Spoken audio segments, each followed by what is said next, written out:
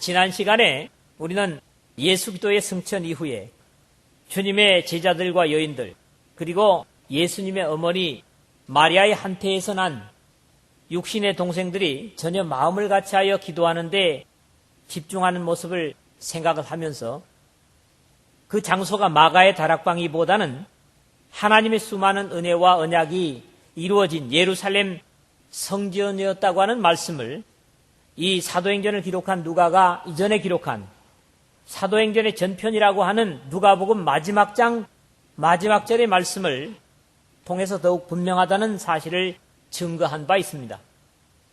저희가 그에게 경배하고 큰 기쁨으로 예루살렘에 돌아가 늘 성전에 있어 하나님을 찬송하리라 하는 24장 52절에서 53절의 말씀을 가지고 증거를 했습니다.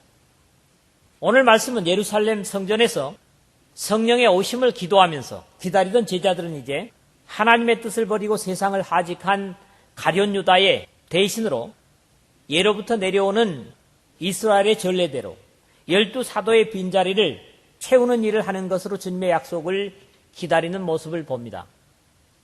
여기 모인 무리들도 우연한 것은 아닌 것 같은 것이 120명이 되었다. 이런 부분들을 봅니다. 베드로는 다른 두 사도 요한과 야고보와 함께 언제나 주님과 중요한 자리에 늘 데리고 다니셨고 사도들 중에서도 늘 어떤 일들에 먼저 나서는 그런 모습이 더러 시행착오를 겪기도 했었지만 여기에서도 여전히 이 일을 이끌어가고 있는 모습을 본다고 하는 겁니다. 다만 여기에서도 우리는 몇몇 부분들에 있어서 성경의 가르침에 대해서 확인할 필요가 있다. 그렇게 생각을 합니다. 아직 성령께서 오시기 전에 상황에 이루어진 이 일이 과연 하나님의 원하심인가 확인하는 것은 쉽지 않고 또 이후에 이루어지는 일들을 전체적으로 볼 수 없는 우리의 제한된 이해로 완전한 판단을 주님 오실 때까지 미뤄둬야만 할 것 같습니다. 왜 이런 말씀을 드리느냐 하면 실제로 이 11사도와 더불어 12사도로 채우시는 하나님의 뜻이 이방의 사도라고 하는 바울이 이 역할을 감당하고 있지 않은가 하는 판단에서 그렇게 말씀을 드리는 겁니다.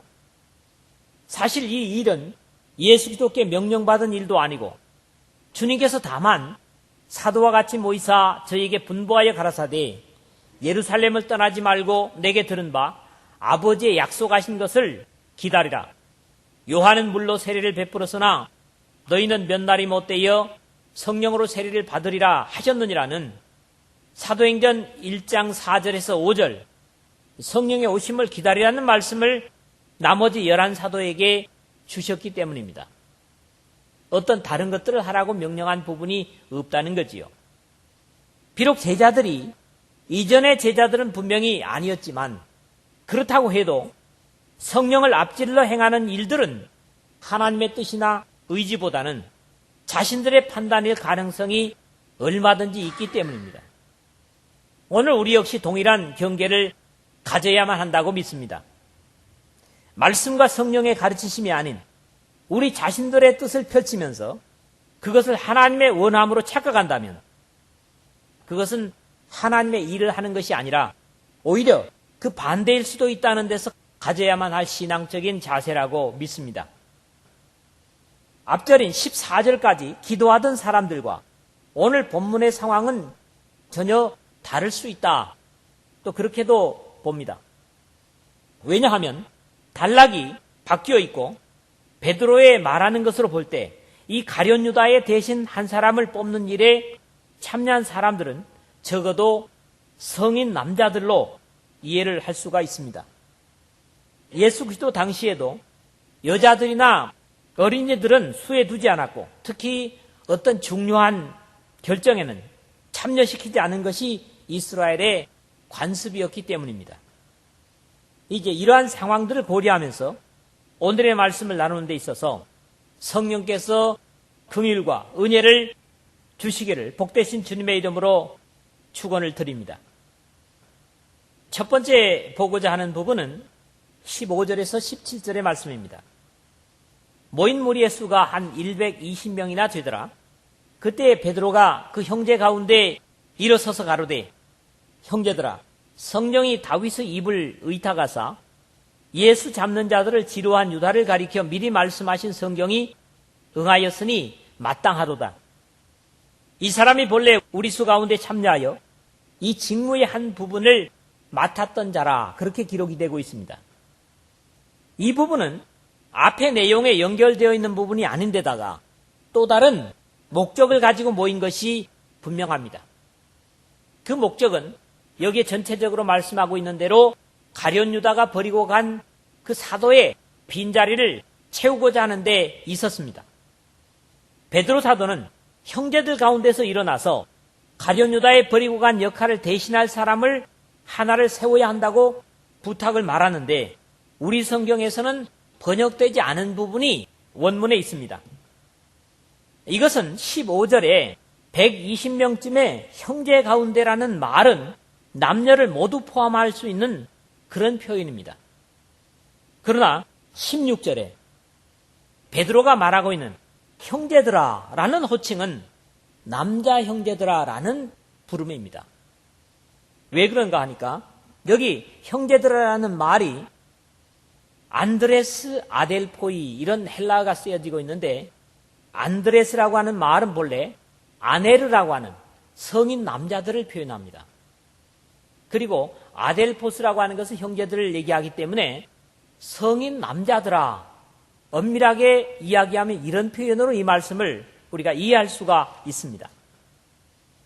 서두에서 간략하게 언급한 대로 중요한 선택이나 일에 있어서 이스라엘의 문화 때문인지도 모르지만 여성들과 어린아이들이 배제되고 있는데 여기서도 마찬가지입니다. 비록 이것이 투표가 아닌데도 불구하고 남자 형제들을 향해서 베드로는 호소를 하고 있다는 사실입니다. 시편 41편 9절에 나의 신뢰하는 바 내 떡을 먹던 나의 가까운 친구도 나를 대적하여 그 발꿈치를 들었나이다 하는 말씀을 떠올리면서 그 말씀이 이루어져서 예수님을 잡아 죽일 자들의 앞잡이 노릇을 했다고 결국 불의의 싹을 사모하다가 비극적인 말씀을 이루는 장본인이 되고 말았다고 증언을 합니다. 이 세상에는 그때나 이때나 그리고 미래에도 두 부류의 사람들이 있을 뿐입니다. 선한 구원의 역사의 장본인들이 되고 선하고 아름다운 복음의 도구들로 말씀을 이루는 자들과 그렇지 않으면 가룟 유다처럼 어두움의 도구로 전략해서 비극의 역사를 이루는 사람들이 바로 그것입니다. 이것은 절대로 주님의 의도는 아니었고 주님께서 그렇게 작정하신 것도 더욱더욱 아닙니다. 인자는 자기에게 대하여 기록된 대로 가거니와 인자를 파는 그 사람에게는 화가 있으리로다. 그 사람은 차라리 나지 아니하였다면 제게 좋을 뻔하였느니라 하는 마태복음 26장 24절에 주님의 안타까운 탄식을 보면 더욱 분명합니다. 각 사람은 자기 죄로 죽습니다. 그리고 자기의 선택에 의해서 운명이 결정되어진다는 사실을 역시 우리가 이해를 할 필요가 있습니다. 이 가룟 유다도 본래는 이 사람이 본래 우리 수 가운데 참여하여 이 직무의 한 부분을 맡았던 자라 하는 17절에 한 것처럼 시작은 구원의 무리, 은혜로 택하심을 받은 자의 수에 참여하는 자였다는 것입니다. 뿐만 아니라 이 직무의 한 부분을 맡았던 자라고 증언을 하고 있습니다. 구원의 복음의 한 직무, 귀한 직책을 맡았던 자가 왜 이 비극의 주인공으로 전락하게 되는가? 우리는 의구심을 갖게 합니다. 요한 사도는 이 가룟 유다를 평가하기를 이렇게 말하면 가난한 자들을 생각함이 아니요 저는 도적이라 돈꾀를 맞고 거기 넣는 것을 훔쳐가미러라. 이 요한복음 12장 6절에 평가를 하고 있습니다. 직무의 한 부분을 맡았던 자였지만 받은 바 은혜에 족한 줄을 모르고 훔쳐가는 자였기 때문에 도적이라는 평을 듣고 있고 그의 성격대로 비극의 운명으로 생을 마감하는 인물의 표상이 되고 말았습니다. 오늘 우리도 이런 입장에서 자신이 있는가 각자에게 물어야 된다고 생각을 합니다. 주님보다 다른 것을 더 사랑하면, 다른 것을 더 사랑하다 보면 가룟 유다의 자리로 전락할 수 있다는 경계를 가져야만 합니다. 본래 인류 구원의 역사를 위하여 주님께로부터 복된 천사의 지위를 받았던 자들이 또 자기 지위를 지키지 아니하고 자기 처소를 떠난 천사들을 큰 날의 심판까지 영원한 결박으로 흑암에 가두었으며 라는 유다서 1장 6절의 말씀을 보면은 두려움으로 이런 부분들을 되새김질해야 될 것 같습니다. 가룟 유다, 그는 본래 우리 수 가운데 참여하여 이 직무의 한 부분을 맡았던 자였다는 복된 지위를 은 30에 팔아버림으로 성경 말씀을 이루는 비극의 주인공이 되었지만 오늘 그리스도인의 은혜로운 지위를 잘 감당해서 이왕의 복된 주인공들이 되시기를 주님의 이름으로 축원을 드립니다. 두 번째로는 18절에서 20절의 말씀을 읽도록 하겠습니다. 이 사람이 불의의 삭스로 밭을 사고 후에 몸이 곤두박질하여 배가 터져 창자가 다 흘러나온지라. 이 일이 예루살렘에 사는 모든 사람에게 알게 되어 본방언에 그 밭을 이르되 아겔다마라 하니 이는 피밭이라는 뜻이라.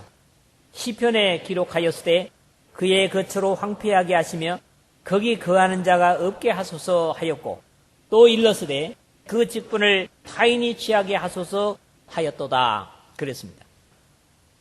이 말씀의 배경이 되는 말씀을 마태가 비교적 상세하게 기록하고 있는 것을 봅니다.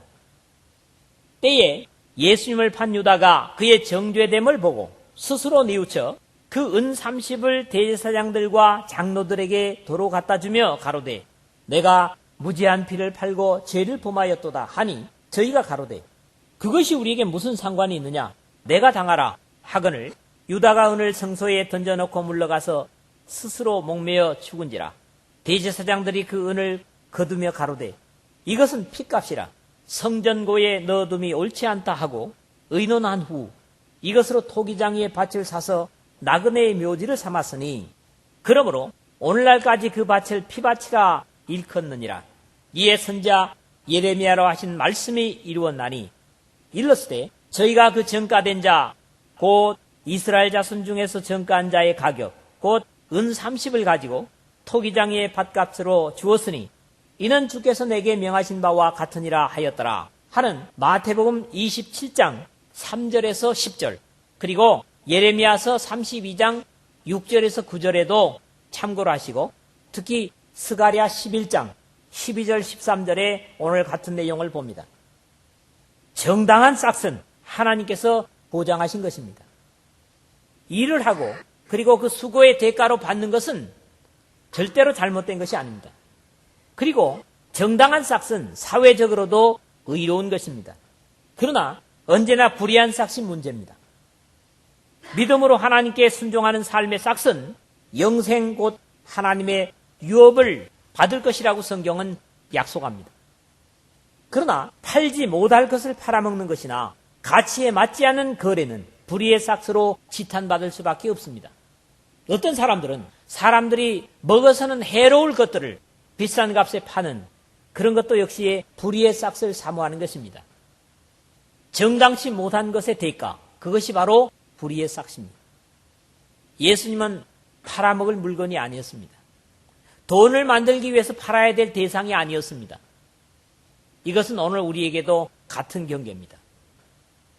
하나님께 대하여 불의한 대가를 지불하게 된 가룟 유다는 스스로 목숨을 끊는 것으로 끝나지 않았습니다. 묘사하기조차 진절이 나는 참혹한 모습으로 모든 사람들의 입에 오르내리게 되었습니다. 여러분, Passion of the Christ라고 하는 그런 영화를 봤죠. 가룟 유다가 죽는 모습을 아주 사실적으로 묘사를 하는데 그때는 눈을 감아버려야 됐습니다. 그렇지 않던가요? 옆에는 온갖 짐승의 사체에서 부더기가 우글거리고 그리고 가룟 유다의 그 처참한 모습을 묘사하는 것을 볼 때 참으로 끔찍한 것을 경험하게 됩니다. 본 방언에 그 밭을 이르되 아겔다마라 하니 이는 피밭이라는 뜻이라. 아람어로 피밭. 그러나 그것은 사실 가룟 유다의 핏값이 아닌 해골의 골고다에 피 흘리신 주님의 피값을 판 것이었습니다. 그래서 시편의 말씀은 인용되었죠. 둘 다 참혹한 저주의 내용을 인용하고 있는데요. 앞뒤를 인용하면 참으로 우리가 묘사하기 힘들 정도의 내용으로 연속되는 그런 부분입니다. 여러분들이 한번 시편 69편 25절과 109편 8절의 앞뒤의 문맥들을 한번 살펴보시기를 바랍니다. 저희의 거처로 황폐하게 하시며 그 장막에 거하는 자가 없게 하소서. 그 연수를 단축해 하시며 그 직분을 타인이 취하게 하시며 그랬습니다. 결국 하나님을 거역한 자들의 받을 대가들입니다. 오늘 말씀이 이렇게 유쾌하지 않습니다만은 경계로도 우리에게 충분히 필요한 말씀이라고 여겨집니다. 가룟 유다의 자리뿐만 아니라 은혜의 자리를 가치 없이 팔아먹고 믿음과 하나님의 은혜와 사랑을 팔아먹는다면 거기에 대한 대가는 우리 입에 올리지 못할 정도로 참담할 것입니다. 이 모든 것들은 다른 사람에 의해서가 아니라 결국 가룟 유다처럼 자신의 선택인 것이죠. 이 두려운 경계도 교훈으로 삼아서 예수 그리스도를 통하여 모든 것을 다해 주님을 섬기는 일에 최선을 다함으로 현세에서도 귀중한 복음의 한 모퉁이를 넉넉히 감당하여 주님의 허락하신 영광을 누리고 영원한 세계에서도 하나님의 영광의 유업을 받기에 부끄러움이 없는 이 말씀을 듣는 여러분 모두가 되시기를 주님의 이름으로 부탁을 드립니다. 세 번째 부분입니다. 21절에서 23절의 말씀을 읽도록 하겠습니다. 이러함으로 요한의 세례로부터 우리 가운데서 올리워 가신 날까지 주 예수께서 우리 가운데 출입하실 때에 항상 우리와 함께 다니던 사람 중에 하나를 세워 우리로 더불어 예수님의 부활하심을 증거할 사람이 되게 하여야 하리라 하거늘 저희가 두 사람을 전하니 하나는 바사바라고도 하고 별명은 유스도라고 하는 요셉이요 하나는 마띠아라 그랬습니다. 보선될 사도의 자격이 증거되고 있고 후보가 지명되는 것을 봅니다. 베드로 사도는 주님의 원하심이든지 그렇지 않든지 가룟 유다에 버리고 간 직책을 맡을 다른 사람을 찾음에 있어서 사도의 자격을 말하고 있습니다. 일반적으로 사도의 자격을 말하면서 주님으로부터 직접 부르심을 입은 사람 그리고 주님의 이적과 표적, 죽음을 직접 목격하고 부활을 목격할 뿐만 아니라 승천을 목격한 자들로 이야기를 합니다. 사도의 자격이라고 할 때 여기에 이 아포스톨로스라고 하는 말은 본래 두 단어가 합쳐진 말입니다. 먼저 준비하는 또는 먼저 정리한다는 그런 두 단어가 합쳐진 말인데 이 사도라고 하는 말 자체가 사절, 전권 대사, 사자 또는 보냄을 받은 자 하는 기준들이 바로 이 아포스톨로스라고 하는 의미를 주고 있습니다. 자격을 심의하는 내용인데요. 또 하나의 하나님 나라의 일꾼의 모델을 우리가 여기서 봅니다. 요한의 세례로부터 우리 가운데 올리워 가신 날까지 주 예수께서 우리 가운데 출입하실 때에 항상 우리와 함께 다니던 사람 중에 하나를 세우자 21절, 22절 상반절에 그렇게 청구를 합니다. 마찬가지로 이러한 자격의 요건이 바로 그가 해야 할 일을 규정하는 것임을 이해할 수가 있습니다. 이것은 바로 그 사람의 본 것을 증거하는 것이고 그러나 여기에서 빠질 수 없는 자격 하나를 든다면 성령의 충만함을 받아야 한다는 사실입니다. 아무리 사람이 뽑았을지라도 주님의 성령께서 인정치 않으면 이 일이 불가능할 것이기 때문입니다. 초대 교회의 구제를 위해서 선택된 사람들에게도 형제들아 너희 가운데서 성령과 지혜가 충만하여 칭찬 듣는 사람 7을 택하라 하는 6장 3절 상반절에 요청을 사도들이 하는 모습 속에서도 이해할 수가 있습니다. 그런 이유에서 바울은 오직 부르심을 입은 자들에게는 유대인이나 헬란이나 그리스도는 하나님의 능력이요 하나님의 지혜니라. 하나님의 미련한 것이 사람보다 지혜 있고 하나님의 약한 것이 사람보다 강하니라. 고린도전서 1장 24절에서 25절에 그렇게 고백을 하고 있고 바로 그 앞에 하나님의 지혜에 있어서는 이 세상이 자기 지혜로 하나님을 알지 못하는 거로 하나님께서 전도에 미련한 것으로 믿는 자들을 구원하시기를 기뻐하셨도다. 고린도전서 1장 21절에 그렇게 증언한 바 있습니다. 왜 이러한 사람들을 선택하는가 하면 바로 예수님의 부활하심을 증거할 사람이 되게 하여야 하기 때문입니다. 오늘 하나님의 나라인 교회의 직분도 이것과 결코 무관하지 않다고 믿습니다. 그러므로 교회의 직분은 예수님의 부활하심을 증거할 사람인 것입니다. 궁극적인 것은 바로 그것이 목적이라는 거죠. 이러한 베드로의 요청에 합당한 사람이 두 사람이 증거가 되는데 바사바, 바 하면은 뭡니까? 아들이라는 말이에요. 그래서 사바 하면 뭡니까? 안식이라는 뜻입니다. 그래서 안식일의 아들, 바사바라는 말이죠. 왜 안식일의 아들일까요? 아마 안식일 날 난 것 같아요. 뭐 어떤 사람은 우리나라에서 예전에는 이름을 그렇게 지었잖아요. 밭에서 난 아이를 또 무슨 밭이라고 그러고 그런 것들을 보죠. 아마 안식일에 낳기 때문에 안식일의 아들이라 그러지 않았겠는가, 그렇게 이해를 하게 되고요. 별명은 뭡니까? 당시에 정의라고 하는 뜻을 가진 유스도, 그리고 그의 본래 이름이 또 하나 있죠. 요셉이라는, 더함이라는 뜻이라고 그랬습니다. 이 사람과 마띠아라는 두 사람이 청거되는데 이것은 야훼의 선물이라고 하는 뜻입니다. 이름들이 다 대단히 신앙적인 것들이죠. 예수님의 부활하심을 증거할 사람을 자격신무에서 두 사람을 세웠습니다. 그러나 이 사람들의 궁극적인 선택은 주님께서 하셔야만 했습니다. 그렇지 않습니까? 이 일이 주님의 일이기 때문이죠. 마지막으로 네 번째로 24절에서 26절의 말씀을 봅니다. 저희가 기도하여 가로되 무사람의 마음을 아시는 주여, 이 두 사람 중에 누가 주의 택하신 바 되요? 봉사와 및 사도의 직분을 대신할 자를 보이시옵소서.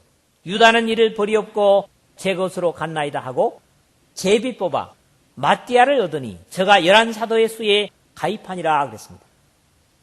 두 사람을 추천을 했고 마지막으로 투표를 한 것이 아니라 제비를 뽑았다. 제비는 뭡니까? 잠언서에 보는 대로 모든 다툼을 쉬게 한다 그랬어요. 만약에 투표를 했다면 사람들에게서 어찌 보면 좀 나중에 말을 들을 수도 있었을 것입니다. 그렇기 때문에 하나님께서 뽑으시도록 하자 해서 두 사람 가운데 제비를 뽑은 것으로 후환을 없앴던 것으로 그렇게 이해를 하게 됩니다. 사람들의 선택보다 하나님의 선택을 위해서 이들은 최종적으로 기도로 이 두 사람 가운데 한 사람을 하나님께서 택하실 것을 맡깁니다. 무사람의 마음을 아시는 주여, 이 두 사람 중에 누가 주의 택하신 바 되요? 24절에 그랬거든요. 심령과 폐부를 감찰하시는 주님이라고 예레미야서 17장 10절을 봅니다. 심령과 폐부를 감찰하시는 주님 외에는 누구도 사람의 진심을 알 수가 없는 것입니다. 이 사람이 진정으로 하나님의 일을 위해서 갈망하는 사람인지, 아니면 단순히 가룟 유다처럼 돈을 사랑하는 사람일지, 아니면 세상의 명예를 열망했던 과거의 사도들 자신들의 모습일지를 사람은 모르고 주님께 맡기는 것입니다. 또다시 선택된 사람의 역할의 다른 면을 여기에 기도로 고백하고 있습니다. 앞에서는 예수님의 부활을 증거할 사람이었다면 결과적으로는 봉사와 및 사도의 직무를 대신할 자라는 것입니다. 사실 주님을 위한 일꾼들의 역할은 오로지 봉사이고 그 수고의 대가는 땅에서가 아니라 하늘에서 받게 될 것입니다. 가룟 유다도 이를 위해서 선택함을 받았지만 결국 이 귀중한 역할을 버리고 자기 곳으로 가고 말았던 것입니다. 사람은 가만두어도 자기 곳으로, 즉 제 곳으로, 오직 죄인을 기다리는 절망과 지옥으로 갈 수밖에 없는 존재들이지만 우리 주 예수 그리스도로 말미암아 저주에서 자신의 피값으로 사주셔서 사람의 힘으로 갈 수 없는 영광의 도성 하나님의 나라를 가게 하신 것입니다. 그럼에도 불구하고 은혜를 망각하고 또다시 과거로 돌아간다면 결국 정해진 자기 곳으로 가는 것 외에는 방법이 없습니다. 이제 마지막 제비뽑아 마띠아를 얻으니 저가 11사도의 수에 가입하니라 하는 26절의 말씀은 다음 2장에 자연스럽게 연결되어지는 말씀입니다. 왜냐하면 이 말씀의 첫 부분인 15절은 14절과 단락이 바뀌어 있지만은 이 1장 말미와 2장의 시작은 후에 장절을 넣기 위해서 끊어놓긴 했지만 단락이 바뀌지 않은 연결되어지는 내용임을 여러분들이 볼 수가 있습니다. 이 마띠아를 11사도와 함께 사도의 수에 뽑아 넣는 것이 진정 하나님의 원하심이었는지는 어찌 보면 대표되는 사도들, 즉 베드로와 바울을 중심해서 기록된 이 사도행전을 통해서는 분명치가 않습니다. 이 마띠아가 나중에 어떤 일을 했는지 기록이 없습니다. 어쩌면 보내실 성령을 기다려 권능을 받고 복음의 증인들이 되어야 할 사도들의 지나친 행동일 수도 있고 아니면 기도하는 가운데 세심한 준비일 수도 있을 것입니다. 그러나 사도들은 성령의 오심에 대하여 인간적으로는 최대 준비를 한 것이고 성령의 오심도 역시 이 12사도에게 임을 보게 될 때 주님께서도 이 일을 승인하신 것으로 그렇게 이해를 합니다. 말씀을 맺겠습니다. 자신들과 함께 사도의 직분을 받았음에도 그 은혜를 팔고 제갈 곳으로 간 가룟 유다는 이 베드로의 증언으로부터 역사 속에 많은 하나님의 일꾼들의 경계가 될 것입니다. 은혜를 원수로 갚는 배은망덕은 이 세상에 흔하겠지만 하나님의 나라 속에서도 있어 왔던 사실이고 사실에 있어서는 가룟 유다처럼 언제나 당사자들에게 비극일 뿐인 것은 하나님은 제 곳으로 가버리는 사람들 대신 언제나 다른 사람들을 채우시기 때문입니다. 이 가룟 유다 대신에 마띠아가 아니면 바울이라고 하는 사람을 하나님은 이 12사도에 채우는 것을 우리가 볼 수 있기 때문입니다. 우리는 가룟 유다를 보면서 결코 영과 육이 다 망하는 어리석은 전철을 밟지 말아야 할 것이고 이렇게 비극의 인물로 회자되는 이름으로 남아서 하나님의 나라에까지 전달되어서는 안 될 것이다. 이런 경계를 이 말씀과 더불어 가지게 됩니다.